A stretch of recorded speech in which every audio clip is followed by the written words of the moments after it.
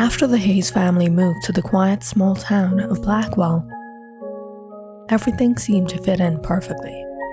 The house was perfect. April was coping well in school. But trouble always seems to be around the corner in this town. Around the wrong kind of company, April seems to have made a new friend, Russell, that not everyone is too happy about. There are all kinds of rumors about this boy. But April doesn't seem to mind much.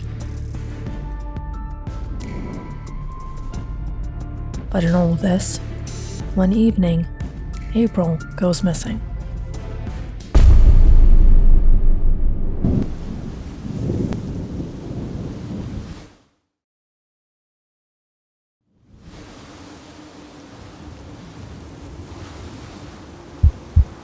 It's almost 7, Rob. She's not back. Where is April?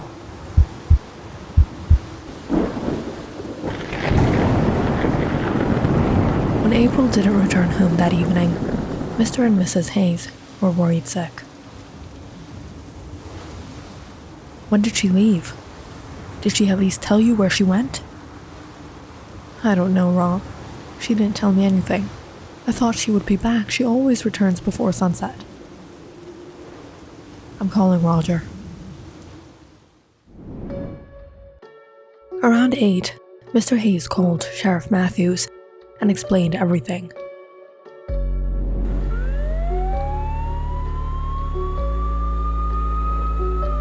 The two men immediately went out and searched themselves,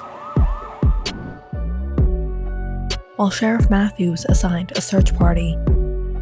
But hours went by to no avail.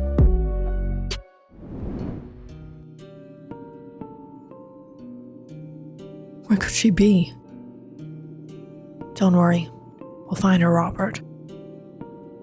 Jack, you and April are in the same class, aren't you? Can you tell us anything? Nothing much, Dad. She never hung out with us. She used to hang with that kid, Russell, and you know he was into bad company. That's his name? I've seen that kid. Don't worry, I'll take care of him. Farrell, keep an eye on him. Yes, sir.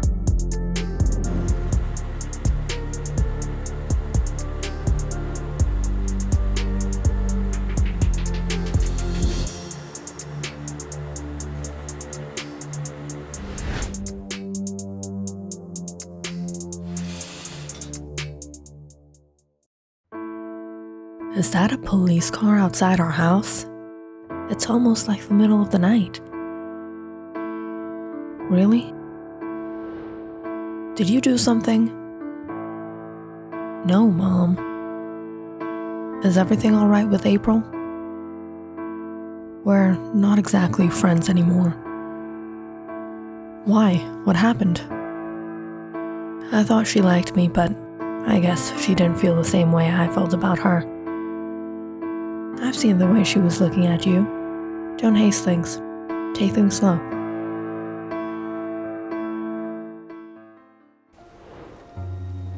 After a long weekend, contemplating on what happened, Russell made his way to school. It has been 3 days since that incident. He still can't get things off his mind. I shouldn't have lost control. I knew she would resist. Why would she want someone like me? Reaching the gates, he noticed the same cop car parked outside. The officer watching him.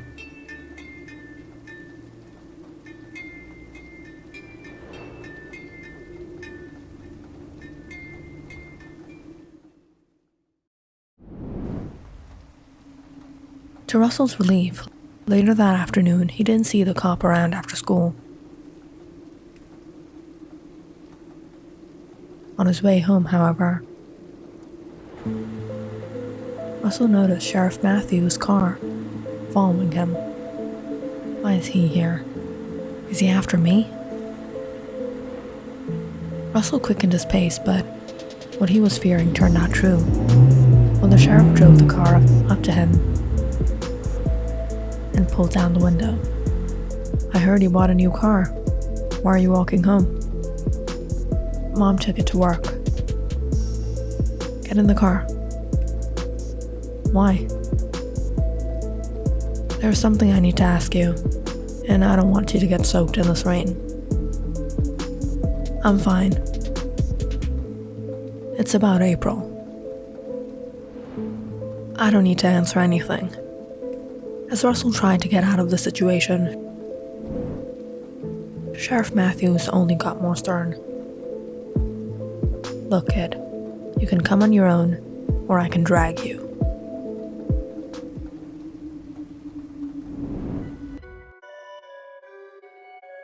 Without much choice, Russell ended up in the precinct. Why did you bring me here? What do you want? Where is April? Probably at home. She didn't come to school today. She's been missing for the last 3 days, and I've seen you with her lately. Missing? Look, I was with her last Friday, but maybe for 10 minutes before she left. So you were the last person she was with? I don't know. Maybe she went somewhere else. Maybe she got lost. Where did you meet? By the lakeside. Why? Why there? No one goes around there. I bought the car to surprise her, and we usually hung out there, so I called her to come.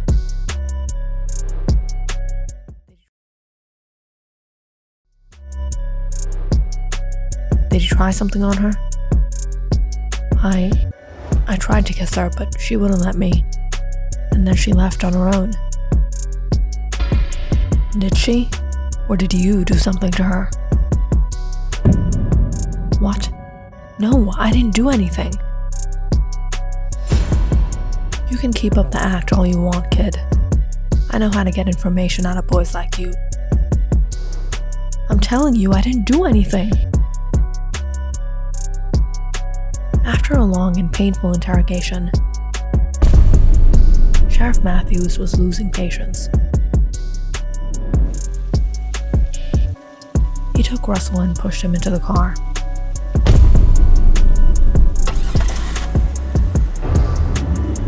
You'll take me to where you last met her.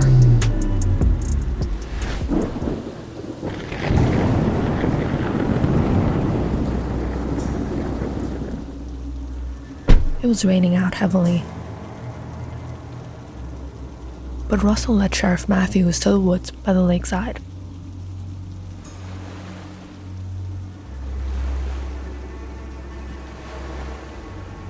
It was here.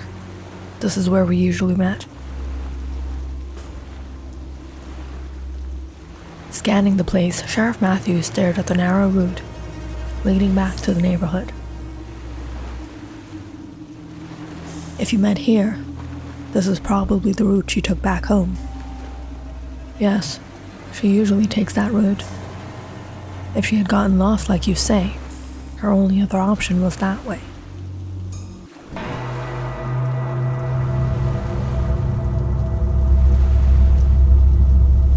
Taking out his flashlight, Sheriff Matthews and Russell began searching the area.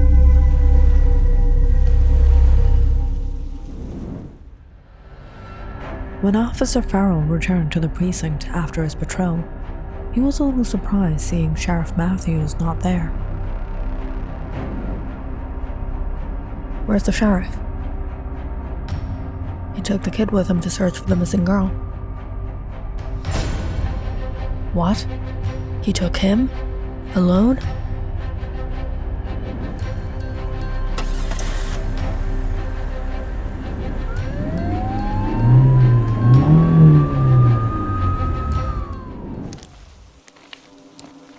Heading into the woods, it wasn't until an hour of walking through the mud and rain.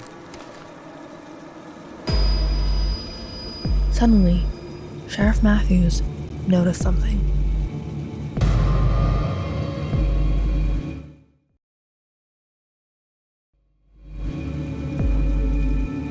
is this?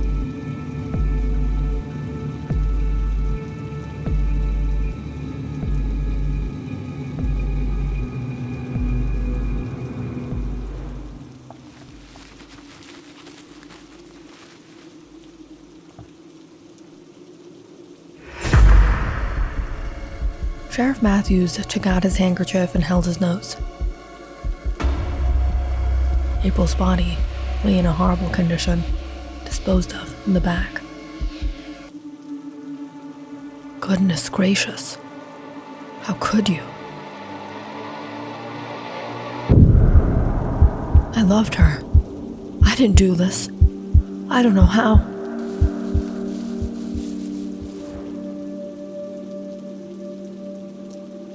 Farrell? What are you doing here? I came as soon as I heard you brought him. Alone. I'm not that old, kid. I was just concerned. As his eyes suddenly caught the scene, behind Sheriff Matthews, Officer Farrell widened his eyes. You found her.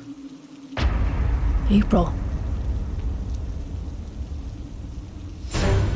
Officer Farrell immediately took out his gun on Russell.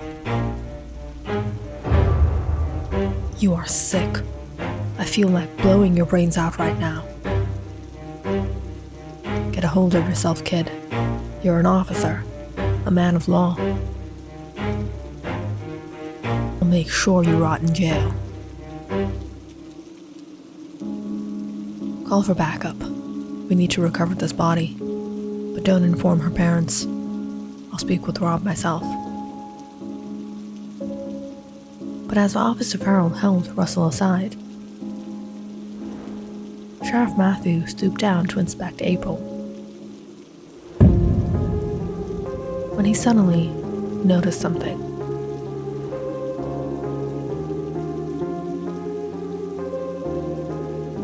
What is this? A tag?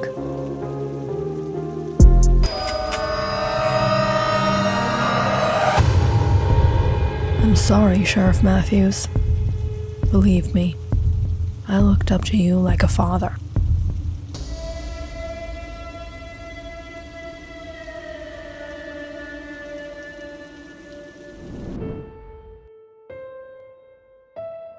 There was a time when Blackwell was a peaceful small town.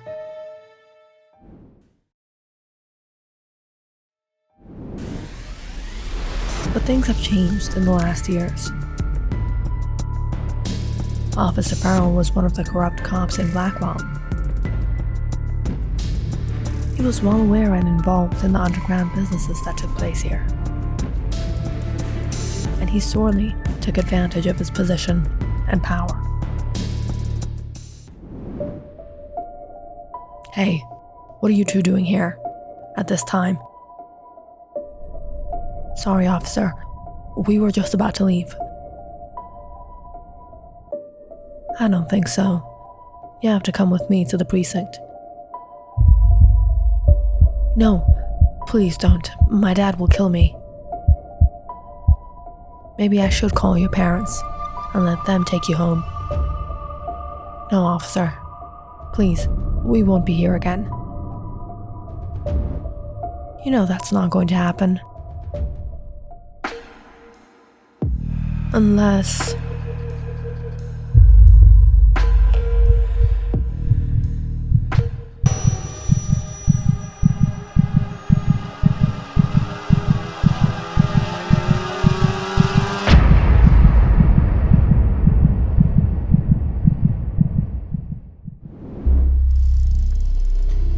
The day Officer Farrell saw April,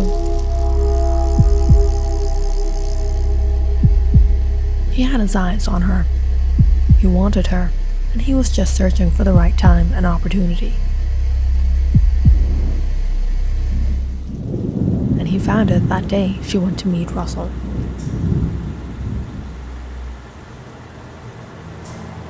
You? What are you doing here at this time? And it's raining. I was heading home. Get in the car. No, I'll be fine. Officer Farrell got off the car, seeing how April was drenched. He took off his jacket and gave it to her. My sheriff is a friend of your father, and he won't be very pleased with me if I let you get sick in this rain. Come on, I'll drop you off.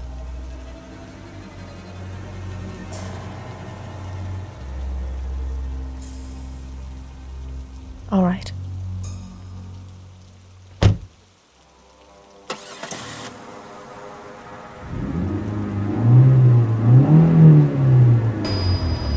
On excuse of giving her a lift, Officer Farrell drove out into seclusion, hoping that he would be able to seduce her and get his way with her.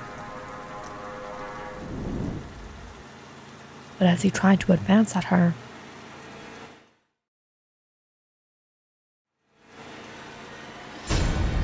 April resisted. And when the hustle began, he didn't have a choice.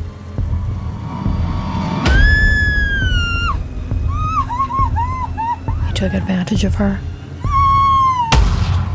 and took her life.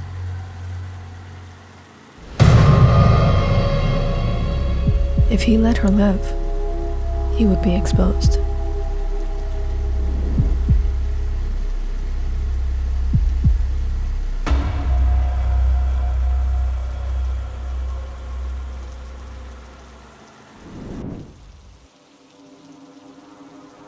You should have just let her rot. She was one stubborn. All I wanted was to have a little fun. You know what happens to swines like you? What? The good Lord is going to punish me? No. When you turn into a swine, you rot like a swine. You punished yourself when you chose to be a swine. Keep your wise words to yourself, old man. Blackwell will be a better place without you. And guess who will come to power after you? Me. As Officer Farrell put his finger to the trigger, Sheriff Matthews saw no way out. This was the end. I'm sorry, kid.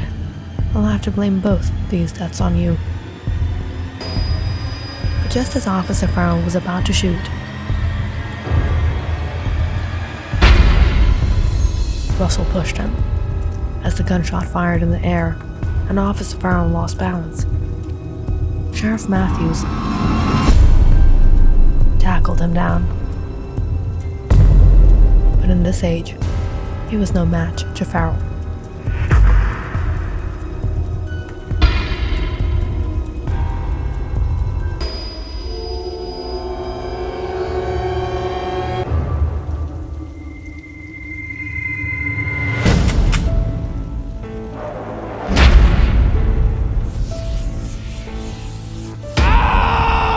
Farrell groaned in pain as the gunshot pierced through his chest.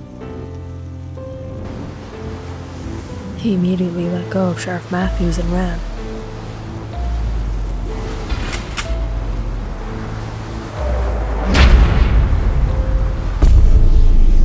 But Russell fired again, hitting his leg.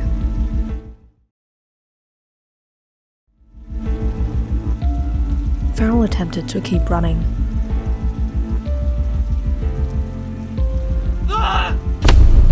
When suddenly, he fell into a ditch. As he fell in, he couldn't feel his legs anymore. Please, help me. Sheriff, I can't move. Russell ran to the ditch. Seeing Farrell, he was about to shoot again.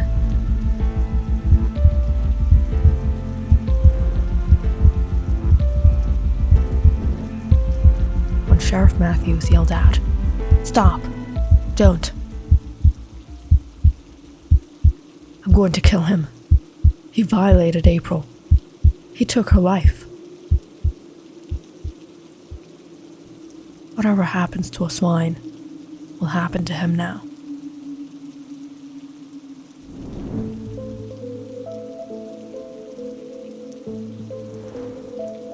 You got the first shot on your right side of your chest.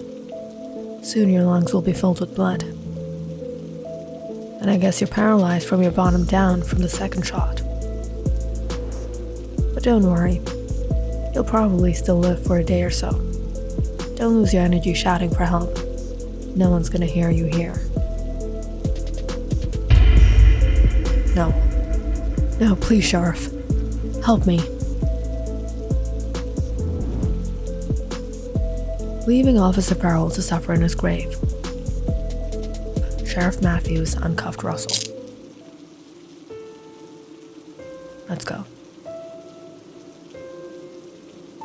What's going to happen to me? You did well. I knew your father. He was a good man. And your mother, she's really trying to raise you as a noble man. Complete your education and, if you want, join the law. We need more kids like you, so that what happened with April never happens with girls like April.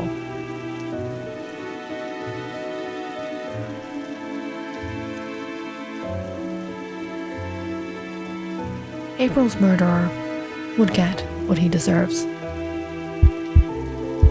But Russell, he still feels as if everything that happened was his fault. He wished he never let April leave alone that day.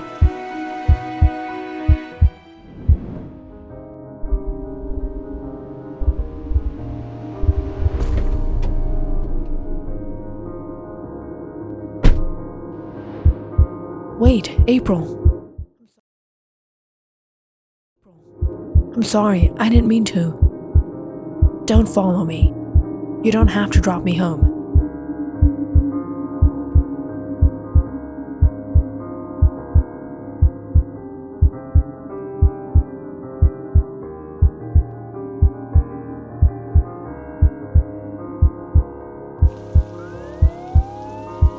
He wished he didn't listen to her.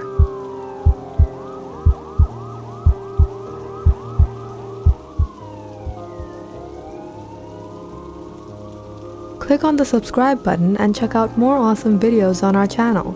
And don't forget to press the bell icon because you know it's interesting.